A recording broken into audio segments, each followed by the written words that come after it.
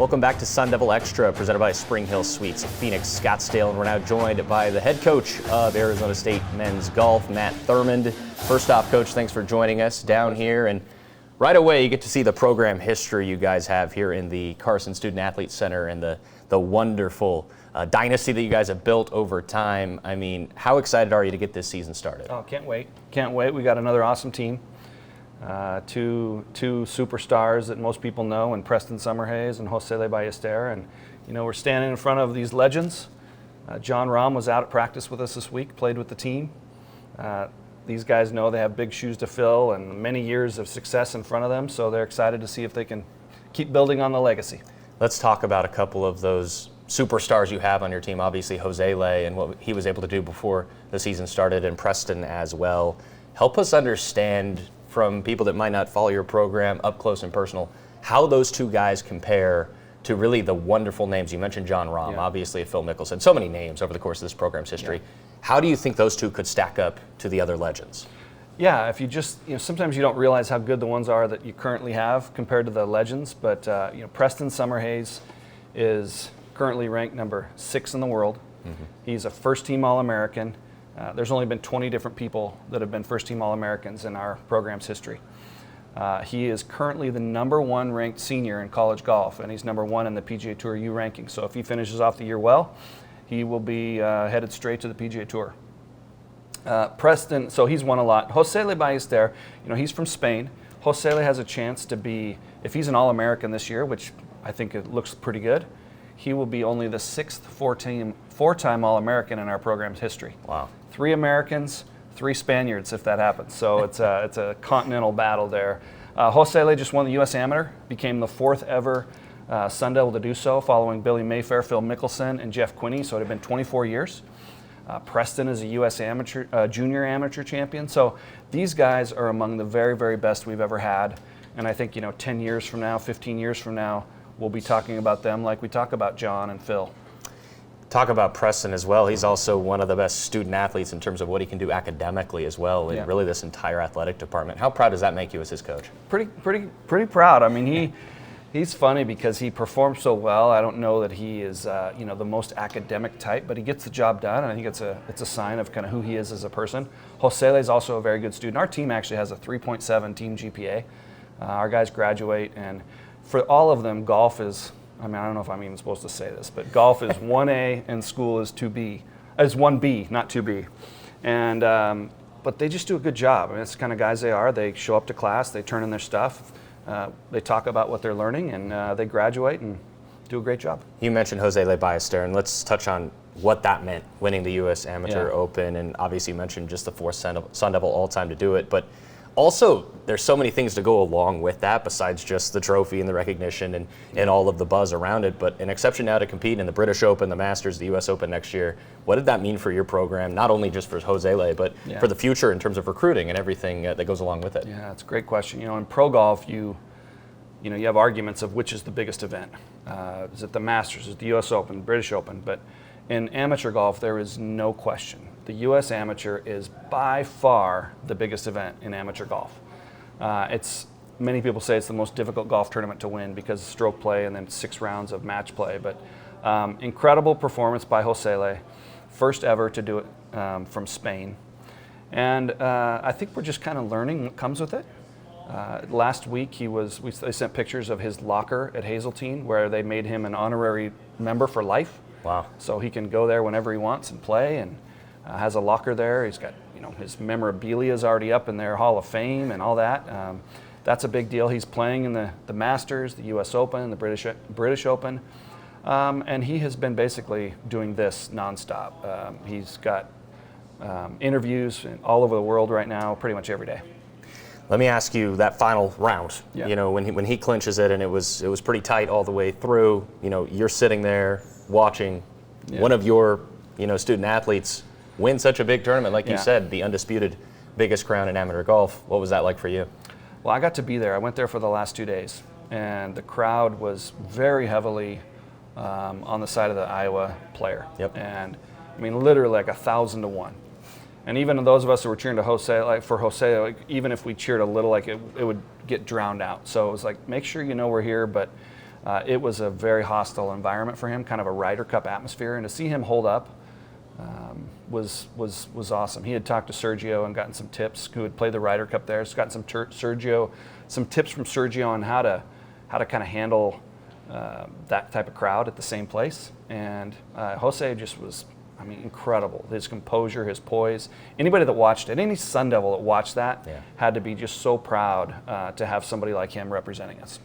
In terms of golf in general, you mentioned composure, poise, mentally such a difficult game. Going into that aspect of things, especially like a freshman coming into your program, how do you handle, really preaching how important it is up top and calming down? Let's say you hit a bad shot off tee. Yeah. Bouncing back from that, not letting it affect not only the next hole, but the next, the rest of the round. Yeah, it's hard for all of us. These guys are under immense pressure and have high expectations. And you know what? They put so much time into this every day, several hours a day, that when you don't perform well, I mean, you should be upset. Like you put a lot of time and energy in this to not get results sometimes. So I'm pretty tolerant with that. I love the fire and I love the passion, but yes, we talk about it every day, managing it, controlling it, maximizing it. We love pressure, we embrace pressure. We walk with the players in tournaments a lot, walk with them in practice. We meet with our psychologists. It's a constant battle. Just as much as we're working on their swing or their stroke, we're working on the mind as well. I want to ask you about being an alum here. Got your master's here just a few years ago, and what of 9 head coaches at Arizona State? I think that's an incredible number. 9 head coaches in this athletic department that are alums of this university. I mean, what does that mean for you to be able to wear that logo on your polo each and every day? And you are an alum now, and just how special is that? There's so many parts of it that are special to me. I feel like anytime you come to a new place, and I've been here now, this is my 9th year, but when you come to a new place and you're considered an outsider, it's nice to feel like you're a part of it. So I felt like, hey, number one, if I go to school here and become an alum, that changes maybe. I mean, maybe I'll be fully accepted as one of our own, right? I also wanted to really understand what our players went through.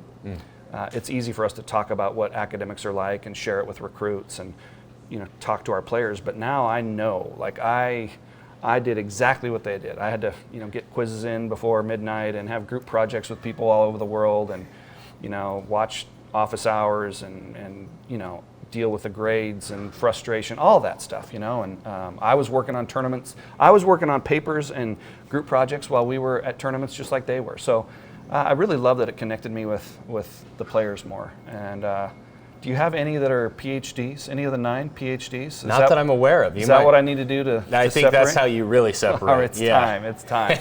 But that's what's so cool. There's so many degrees, so many ways to do it here at ASU. 180,000 current students at ASU, and I was one of them. My wife actually did it at the same time.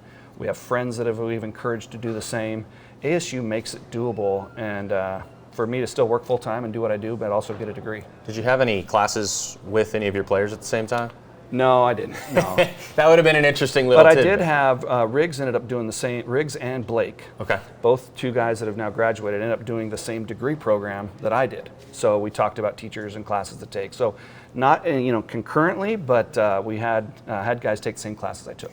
You mentioned recruiting and mentioning the academics in so many ways that ASU can separate itself. But in terms of your program specifically over at Papago, I mean, it is quite the facility. If you have never seen it, folks, look it up on YouTube. Yeah. The facilities that your program, along with the women's golf program, of course, sharing that same building. But what's that like, being able to show that off as your home when you bring someone on campus? Yeah, it's pretty awesome. It's awesome. Everything shows well here. It's funny, recruiting now, a lot of the visits happen in August and September.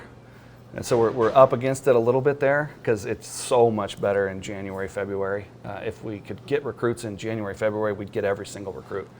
And there are a lot of great programs and facilities around the country, but ours has a pretty unique vibe.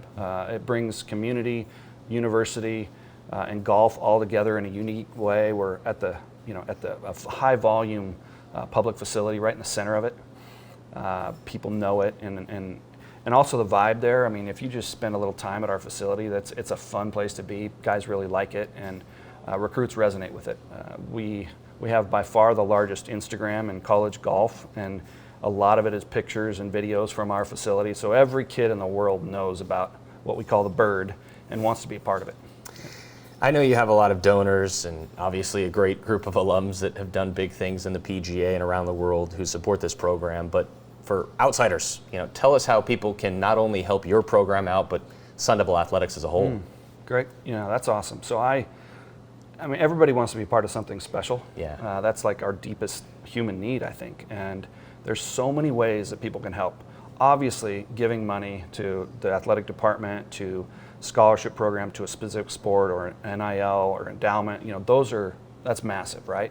But your companies can get involved with the teams through NIL and through sponsorship agreements. Buying tickets and going to football games and basketball games is massive. Having a full stadium. Players want to play in front of a full crowd that cares. So that shows, that you're invested, and the players play well and feed off that.